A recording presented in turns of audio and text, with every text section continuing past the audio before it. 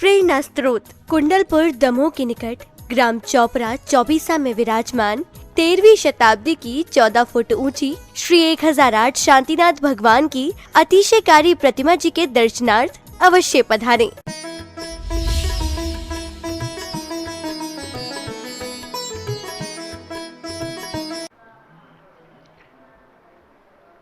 प्रातःकालीन बेला में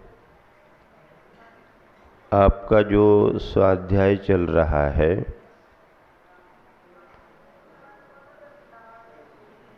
उसमें रत्न करंडक श्रावकाचार को माध्यम बनाया है। गृहस्थों को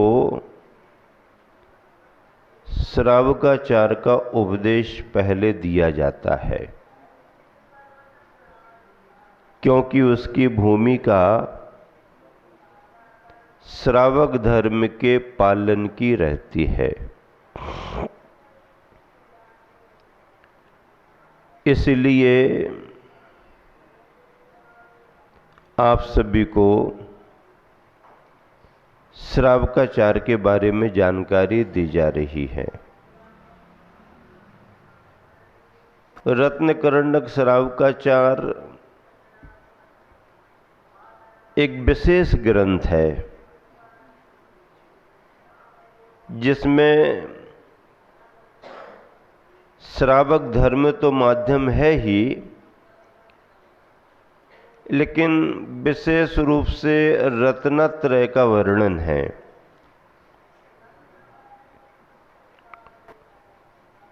रत्नत्रय के वर्णन का मतलब ये है कि सम्यक दर्शन का भी अच्छा कथन है, सम्यक ज्ञान का भी कथन है और सम्यक चारित्र का भी कथन है। लेकिन चारित्र के कथन में श्रावक धर्म का ही वर्णन है, मुनि धर्म का वर्णन नहीं है, क्योंकि श्रावकाचार को ध्यान में रख करके ग्रंथ लिखा गया है। 12 व्रतों का वर्णन है, अंत में संलेखना का अधिकार है और अंतिम प्रतिमाओं का अधिकार है। इस रूप में रत्न करंडक श्रावकाचार में विषय का वर्गीकरण किया गया है। मंगलाचरण में वर्धमान स्वामी को नमस्कार किया गया, उनके ज्ञान की महिमा को बतलाते हुए कहा गया कि ऐसा दिव्य ज्ञान, ऐसा परम ज्ञान जिसमें दृष्ट और अदृष्ट अर्थात प्रत्यक्ष और परोक्ष, जड़ और जंगम, चर और अचर सब कुछ एक साथ झलक रहा है। हमारे तुम्हारे ज्ञान की ये विशेषता नहीं है। आपको अगर दिख रहा है तो कहाँ तक का दिख रहा है? सामने सामने तक का दिख रहा है। और सामने भी दिख रहा है तो बहुत दूर तक का नहीं दिख रहा, जहां तक जिसकी दृष्टि गई वहां तक का दिखा। पीछे क्या है ये आपको समझ में नहीं आएगा, ऊपर क्या है ये ख्याल में नहीं आएगा, नीचे क्या है ये नहीं दिखेगा। हम छद्मस्त हैं। हम चक्षु इंद्री के माध्यम से देख रहे हैं तो चक्षु इंद्री की अपनी सीमा है, पांचों इंद्रियों की अपने विषयों को पकड़ने की सीमा है। लेकिन भगवान का ज्ञान दिव्य ज्ञान है, वो आँखों से या अन्य इंद्रियों से नहीं, इंद्रियातीत ज्ञान है। हम मन से विचार करते हैं, भगवान को मन से विचार करने की जरूरत नहीं है, बल्कि अब विचार का काम ही खत्म हो गया। उनके दिव्य ज्ञान से ही सब चलता है। ऐसे दिव्य ज्ञानी, सर्वज्ञ, अरहंत परमात्मा के रूप में अंतिम शासन नायक वर्धमान स्वामी महावीर भगवान को याद किया गया।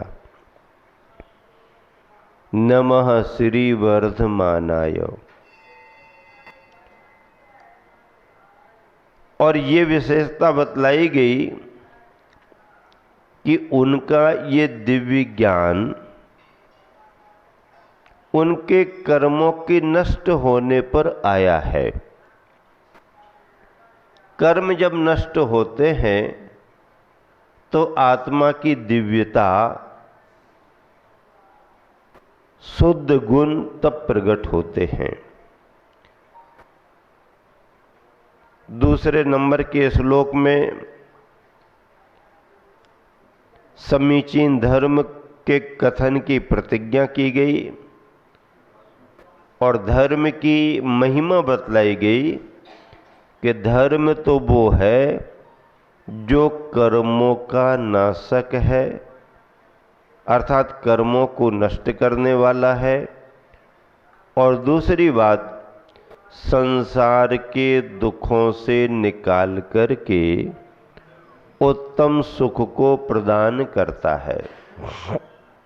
धर्म का प्रभाव क्या है? संसार के दुखों से बचा करके उत्तम सुख को प्रदान करता है। अब पूछना ये है कि आप दुख से बचना चाहते हैं या नहीं। पहले तो आपको ये तय करना पड़ेगा, पक्के में तय करना पड़ेगा। आप दुख से बचना चाहते हैं कि नहीं, पहले आप ये तय करो। अगर बचना चाहते हैं तो फिर आगे की बात बताएं, और अगर नहीं बचना चाहते तो फिर आगे की कहानी सुनाने की जरूरत नहीं है। तो तय तो ये करना पड़ेगा कि संसार के दुखों से बचना है कि नहीं बचना। अच्छा, एक बात, इसके पहले भी एक बात समझना पड़ेगी कि संसार का जो दुख है, वो दुख वाकई में तुम्हें दुख लग रहा है कि नहीं। अगर दुख लगेगा तो आप बचना चाहोगे, और दुख नहीं लगेगा तो आप बचना नहीं चाहोगे। इसीलिए 4 बिंदु सुनिश्चित किए जाते हैं। पहले ये तय करना पड़ेगा कि संसार में दुख है या नहीं है, ये तय करो। नहीं है तो फिर आगे की कहानी नहीं बनेगी। अगर आपने ये तय किया कि संसार में दुख है तो फिर आगे की शुरुआत होगी। सबसे पहला बिंदु क्या कि आपको ये तय करना पड़ेगा कि संसार में दुख है या नहीं है। अगर आपने ये तय किया कि संसार में दुख है तो दूसरा बिंदु क्या आएगा सामने? दूसरा बिंदु ये आएगा, तो फिर उस दुख का कारण क्या है? दुख का कारण क्या है? कारण की तलाश करना पड़ेगी। और अगर कारण भी आपको ज्ञात हो गया तो तीसरा बिंदु आएगा आपके सामने कि अगर दुख का ये कारण है तो इस कारण को दूर किया जा सकता कि नहीं। तो फिर आप तय करेंगे कि दूर किया जा सकता है, तो दूर करने का फिर उपाय क्या है, ये बिंदु भी आपको सुनिश्चित करना पड़ेगा। संसार में दुख है ऐसी प्रतीति होनी चाहिए, एक बिंदु। फिर उस दुख का कारण क्या है इसकी खोज होनी चाहिए, फिर इस कारण को दूर किया जा सकता है ये तय करना चाहिए, और उसे दूर करने का उपाय क्या है ये भी तय करना चाहिए। अब देखिए तीसरे नंबर का श्लोक है, मिलान करें सभी जन। धर्म और संसार का मार्ग, क्या? धर्म और संसार का मार्ग। हाँ, अलोकाकाश। अलोकाकाश में आकाश आकाश मात्र है, वहाँ पर जीव भी नहीं, पुद्गल भी नहीं, धर्म अधर्म और कालद्रव्य भी नहीं, शुद्ध आकाश आकाश आकाश है। तो उस आकाश का ज्ञान भी, उस आकाश की स्थिति भी उनके ज्ञान में आती है, और वह सर्वज्ञ के ज्ञान में ही संभव है। लोक में तो सब कुछ है, लोक के बाहर तो कुछ ही नहीं है, केवल आकाश आकाश है, पर वह उस आकाश का अस्तित्व भी भगवान के ज्ञान में झलकता है। चलो उच्चारण के लिए तैयार। सदृष्टि ज्ञान वृत्तानि, सदृष्टि ज्ञान वृत्तानि, धर्मं धर्मेश्वरा विदुः, धर्मं धर्मेश्वरा विदुः, यदि प्रत्यनीकानि, यदि प्रत्यनीकानि भवन्ति भवपद्धतिः, भवन्ति भवपद्धतिः। एक साथ मिलकर के, सदृष्टि ज्ञान वृत्तानि धर्मं धर्मेश्वरा विदुः, यदि प्रत्यनीकानि भवन्ति भवपद्धति। धर्मेश्वराः, धर्म के ईश्वर, धर्म के स्वामी। धर्मेश्वर का अर्थ क्या? धर्म के ईश्वर अर्थात धर्म के स्वामी। सदृष्टि ज्ञान वृत्तानि, सदृष्टि, दृष्टि दर्शन, सदृष्टि सम्यक दर्शन। देखो सम्यक दर्शन का अर्थ श्रद्धान के रूप में लिया जाता है, उस श्रद्धान को दृष्टि भी कहा जाता है, लेकिन मात्र दृष्टि की ही चर्चा करें तो सम्यक दर्शन अर्थ नहीं निकलेगा। सदृष्टि, सच्ची दृष्टि, समीचीन दृष्टि, यथार्थ दृष्टि।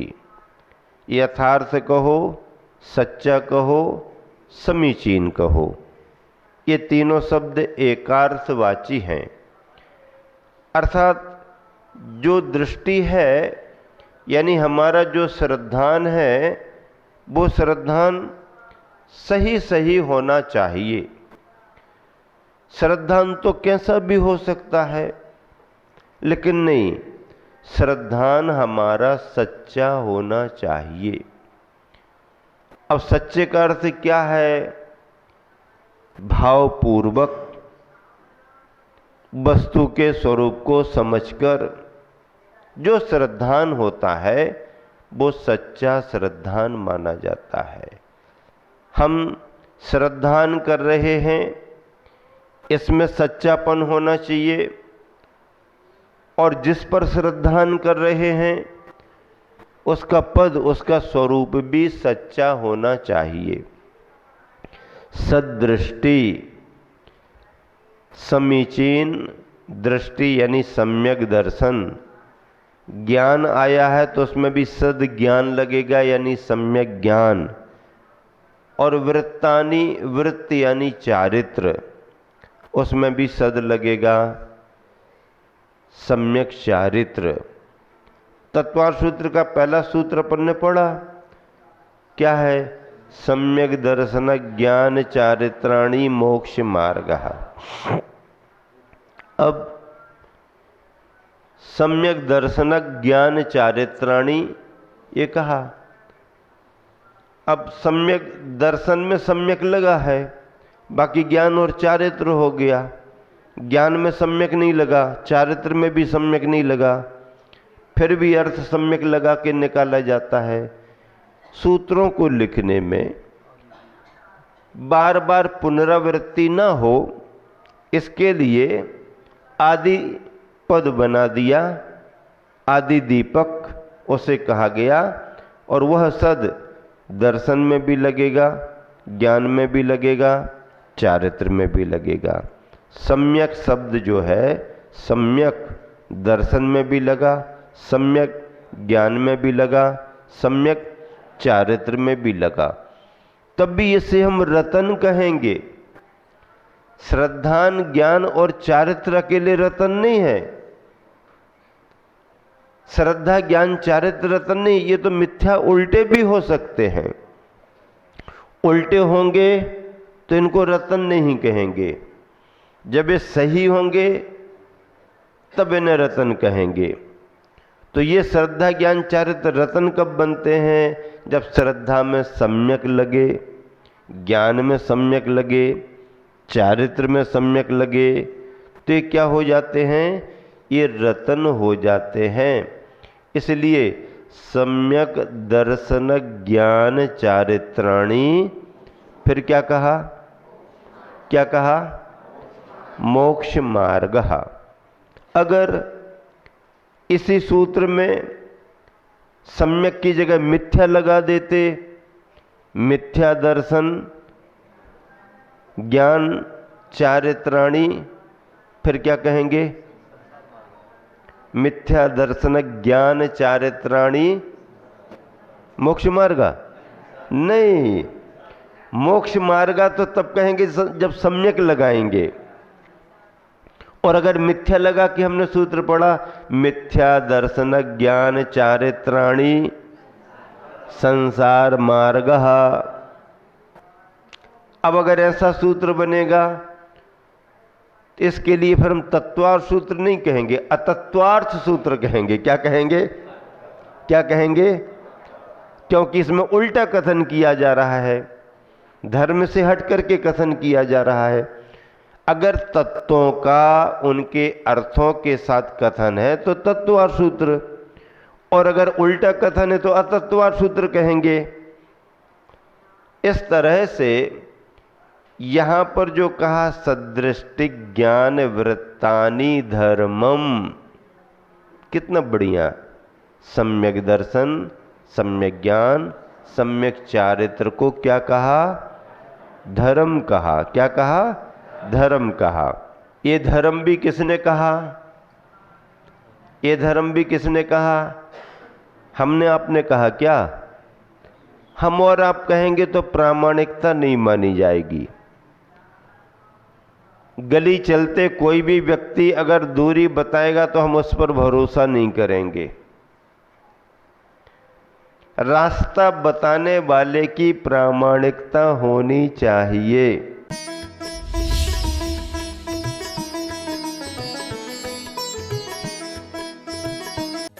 प्रेरणा स्रोत कुंडलपुर दमोह के निकट ग्राम चौपरा चौबीसा में विराजमान 13वीं शताब्दी की 14 फुट ऊंची श्री 1008 शांतिनाथ भगवान की अतिशयकारी प्रतिमा जी के दर्शनार्थ अवश्य पधारें।